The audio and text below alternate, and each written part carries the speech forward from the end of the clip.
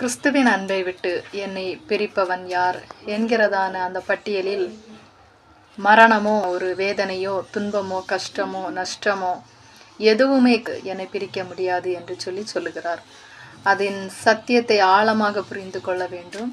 இந்த ஒரு மரணமோ ஒருவேளை இருக்கின்ற நபர்களுடைய மரணமோ அல்லது விரும்பினவர்களுடைய மரணமோ நெருங்கிய உறவு முறைகளோ அல்லது நாம் அடிப்படையிலே முக்கியமாக நம்பிக்கொண்டிருந்த ஒரு நபர்களோ அந்த மரணம் என்கிறதான விஷயத்துல எந்த மரணமாய் இருந்தாலும் கிறிஸ்துவின் அன்பை விட்டு என்னை பிரிக்க முடியாது என்று சொல்லி நம்ம பார்க்கிறோம்.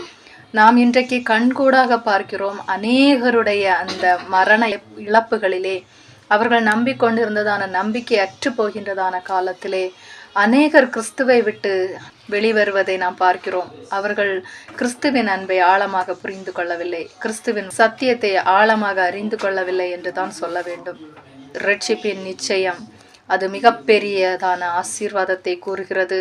இந்த காரியங்களை நாம் சத்தியத்தில் வேத வசனத்தின்படி கற்றுக்கொண்டு நிலை நின்றால் மாத்திரமே நாம் இந்த இழப்புகளை மேற்கொள்ள முடியும். அநேகர் இந்த இழப்புகள், மரணங்கள், பிள்ளைகளுடைய மரணம், பெற்றோர்களுடைய மரணம், சில நெருங்கிய உறவுகளின் நம்பிக்கொண்டிருந்த ஃப்ரெண்ட்ஸ் இவர்களுடைய மரணங்களினால் கிறிஸ்துவன் அன்பை விட்டு வெளியே போகின்றதை, அவரை விட்டு மொத்தமாக விலகி பிரிந்து உலகத்தோடு வாழ்கின்ற அவல நிலையை நாம் பார்க்க முடிகிறது. ஆமேன். அவர்கள் சத்தியத்திலே வேர்கொள்ளவில்லை, அவர்கள் கிறிஸ்துவின் அன்பிலே நிலை கொள்ளவில்லை என்றுதான் சொல்ல வேண்டும். நாம் எப்படி இருக்கிறோம்?